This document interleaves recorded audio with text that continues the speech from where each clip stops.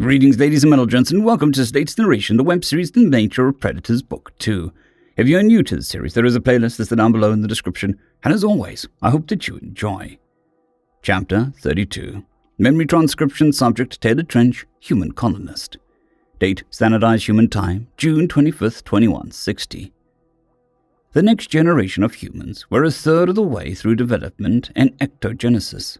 Soon, there wouldn't be only thousands left of my kind. When I remembered what I was fighting for, it gave me the willpower to push through the hell General Radai was throwing at us. Ever since our engagement with the Civ Kids, the Resket seemed hell-bent on trying to break us, more than he had before. He'd made us run laps for hours, having some surprise that didn't crack us. Well, it dropped Quana and other non-humans, but not the Tellus recruits. His next resort was extreme weather conditions, depriving us of the cooling systems of our helmets. Sweat proved a handy adaptation. I'd grown accustomed to aching all over at the end of each day, collapsing in my bunk with little energy to expend. Sleep was no guarantee, since Radai loved to burst in at the late hours of night, forcing us to get up and hustle to a mission. The Resket definitely had it out for us, and the way he'd spoken to Tellus' soldiers of late resembled Mufani's vitriol. At least boot camp was almost over, though I was seething at the lack of activity on the war front. Why hadn't the consortium sent out the cavalry? They'd had 100 years to plan for this eventuality. There was no reason progress should be so slow. "Back up, Charisse," Gress was saying as I returned to the dorm from a half-arsed shower. "You're telling me that you wear these high heels to look taller, balancing on that tiny stilt? Why does everything you do have to be so cute?" She rolled her eyes at the Krev. "Maybe in another life, back on Earth, I'd be a fashionista. It's interesting to think of all the trends we had, the styles that gained popularity. I've never been a girly girl, but still.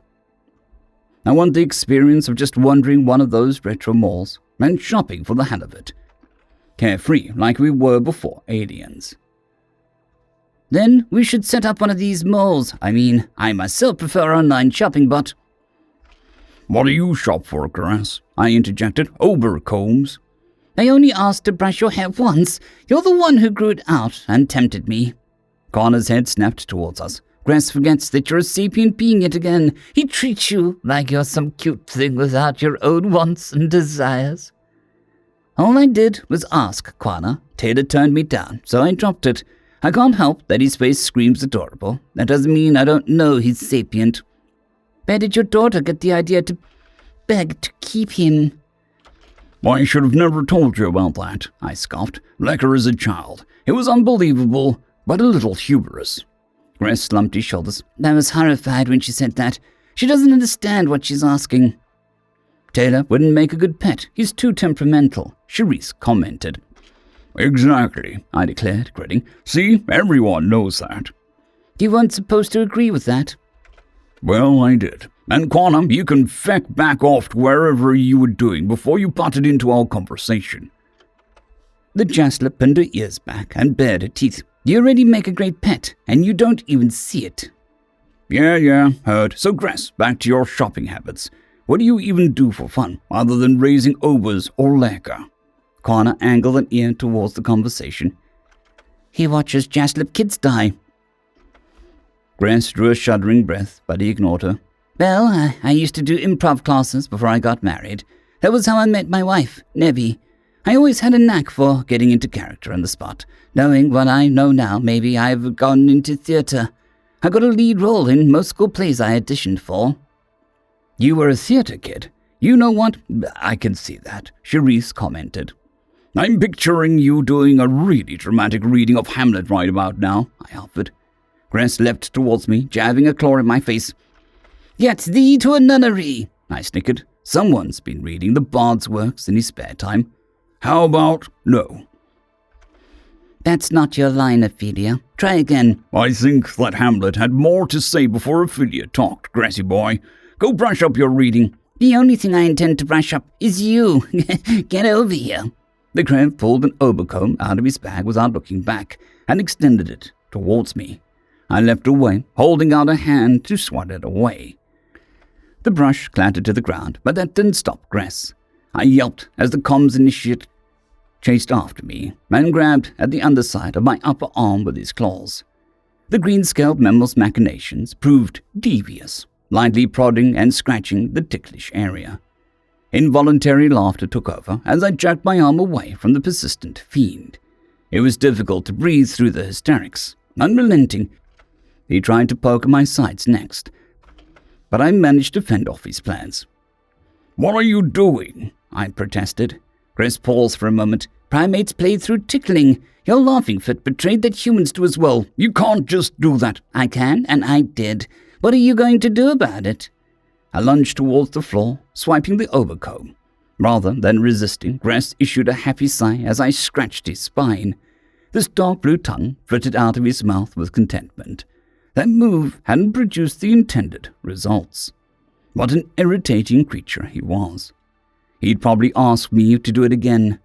I was glad that I got him to club him over the head once, that day on the landing pad, and I was thinking of braining him a second time right now. What had I been reduced to? All for an exchange program nonsense. To increase my humiliation, General Rodai walked in as Krev was leaning into the comb, and I grudgingly kept moving. I leapt to my feet in a hurry, trying to straighten up. "Trench with me, you're meeting the Mayor Hathaway and myself in command center," the rescued squawked. I tried to smooth over my still damp hair. "Yes, sir, I'm right behind you." What is this about? If Hathaway wants me back at his office, first off, I thought that he hadn't forgiven me for the drill feck-up, and secondly, I wouldn't take it. I don't want to be a pet anymore, because I was his pet much more than I ever have been with Gress. The training camp had become a permanent base, with its advantageous location on Tennis's hillside. Ever since the Federation incursion, the Trumbull had diverted their resources away from building up our colony. Everything that they had went into generating more ships and weapons, as many as they could possibly crank out. The metropolis was all but complete, yet most humans weren't enjoying the new amenities. Word of our system's invasion caused almost every settler to volunteer for some wartime role. The abandonment of our build-up, after all, meant that there would be no cage around Tennis to safeguard our home. "Sir, if the planet falls, the only humans left are the ones still growing in artificial wombs right now. I hope we're doing something about the threat," I ventured. "If I may, you seemed to be a bit hesitant when certificates arrived, almost as if you didn't want to attack them." Redai's steps became more forceful and pronounced, his lanky legs shoving down into the dirt. "I should have preferred to gather information and weigh possible attempts for other methods, because now we're locked on a path of all-out war." "I don't take that lightly." "Neither do I. My entire species got wiped out, sir, in our last bout. I sure as shit want my revenge. What made you decide to attack the certificates if you preferred to sit on your wings?" "I recognized the crew would not heed my commands if I didn't order you to annihilate them. You and the majority of the human forces at my command displayed gross insubordination. You panicked at the mere sight of them. I hope that I have not made a dreadful mistake. Either way, I've cemented a ghastly place in the history books, and I've blood on my wingtips." We couldn't let them bomb our home. We couldn't let them find us. Not again." "I know you humans feel that way. However, you've proven that you're not reliable assets in the field.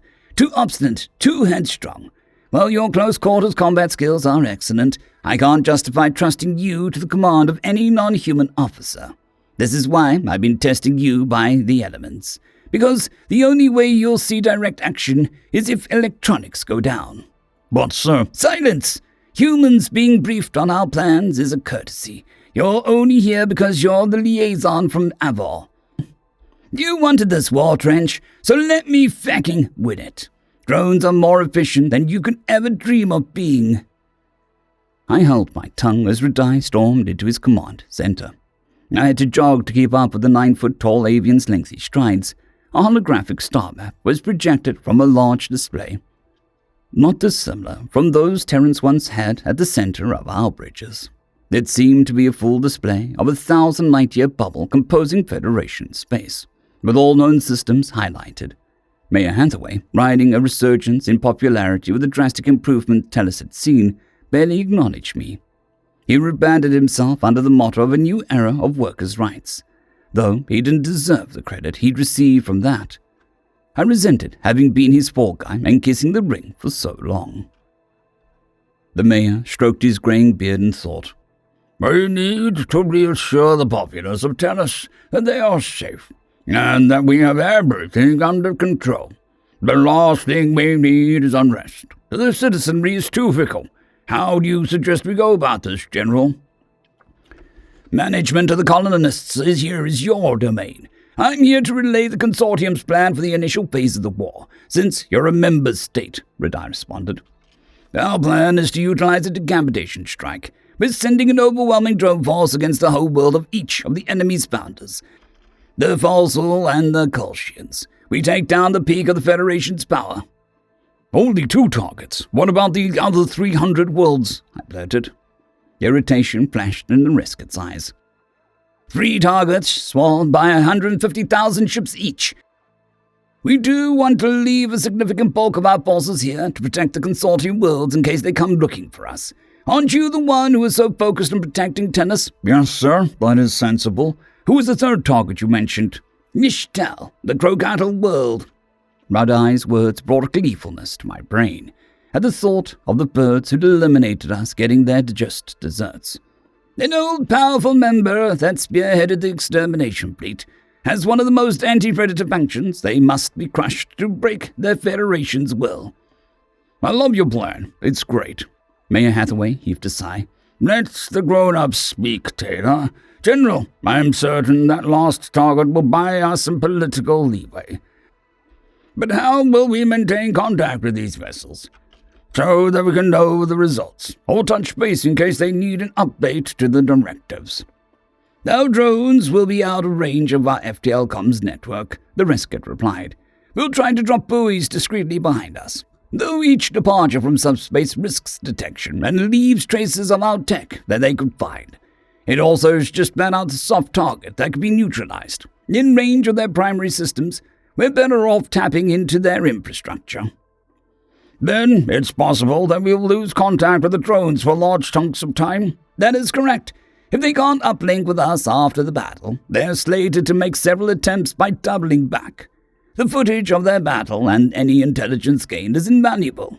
Regardless, barring an immediate surrender, the secondary targets will be powerful and loyal Federation members, such as the Multi and the Dresden, and most certainly the Dirtian. The last one is extremely influential and well-connected." I cleared my throat. "Okay, and what about the Arxor?" "The Arxor, while monstrous, can be left until the Federation's fall. They're on the opposite side of Fed space, so they don't directly threaten us. We can worry about them after what we hope will be a quick, utter collapse of our dear neighbors. They might surrender after decisive wins in the places I mentioned, preventing the loss of civilian lives." Hathaway pursed his lips. "In the event that we do need to go further, I must ask about our allies, the Bendel. For all of their flaws, we remember that they tried to help us and planned to fight with us at Earth. I doubt public opinion is in favor of killing them. Bendel Prime is designated friendly and will be avoided unless we are given no choice. We listened to your story. We heard they aren't like the rest." "Thank you. We greatly appreciate being filled in and having our concerns met as part of your organization. It's delightful to be included." Redeye Deputy said, "You're also to be appraised of the war's developments as they happen. We're in this together, Mayor. Let's just make sure your people don't forget that." "They'll do what I can to keep them in line. You'll find me to be a dependable advocate for the consortium. It is the least that I can do in exchange for your bountiful aid. We did gift you many things to get you off the ground. All we ask in return is respect and support. You're dismissed, Trench. As Mayor Hathaway said, the adults have things we need to discuss on our own." "I'll see myself out, sir," I retorted. My mind was whirling as I strolled out of the command tent. I was the first person on the space to know that we were taking the fight to the Prey Xenos, and it had brought my enthusiasm through the roof.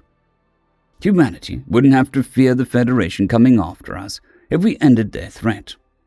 We'd bury them in their crib the way they'd done to us over 2 decades ago. It was a shame that Redeye ruled out future action in person, though I grasped that drones had a higher efficacy. It was a glorious view when I'd watched the certificates blink out of existence live, as particle beams lit them up like a firecracker. A goofy smile lingered on my face, imagining the first images of dead crow cattle homeworld. An eye for an eye. I wonder what Gress would think of that saying. I can't tell whether he'd say it exemplified a primate's violent tendencies or straight up agree. Charisse and probably Quana want those blue birds flayed as much as I do. In my distracted stupor, I didn't notice a blur of pink out of my periphery. A resket bowled his head into my side, flinging me backwards several feet. Pain signals shot through various parts of my body like a pinball machine. I struggled to pick myself up and looked at my assailant. Trainer Mafani had ambushed me when I turned back towards the dorms. He must have seen me tailing after a die earlier, and despite the general's warnings to stay away, he seized his long-awaited opportunity when I exited alone. Wasn't it dishonorable on Tenet to utilize elements of surprise on an unsuspecting victim? You terrorist-loving chatterbox snitch! You sick general would die on me, and now I might never train recruits again! Venom dripped from Mafani's voice as he stamped a foot onto my spine, pushing me back into the dirt. I was humiliated because of some lesser cloaca sucker who tried to govern my speech. You'll pay for everything, Taylor.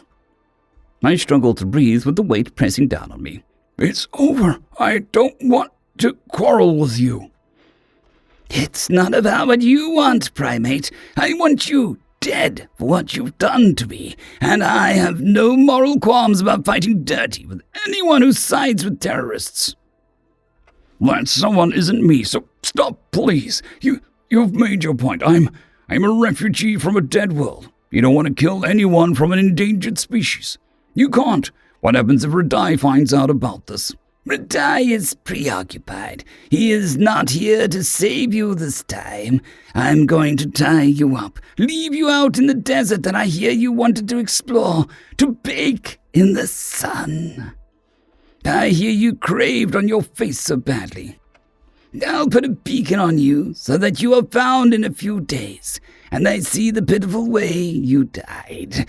They'll find you bound like an animal, having soiled yourself and struggled against the restraints until your fingers bled.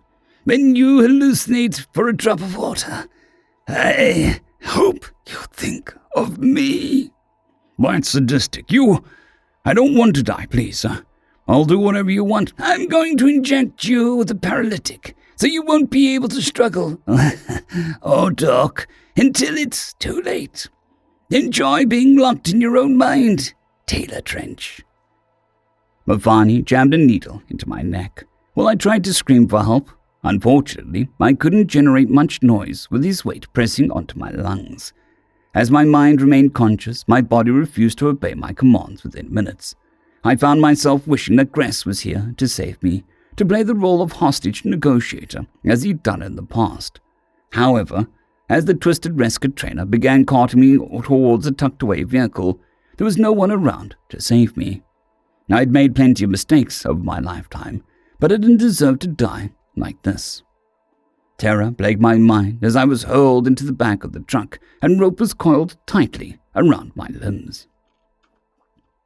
End of chapter.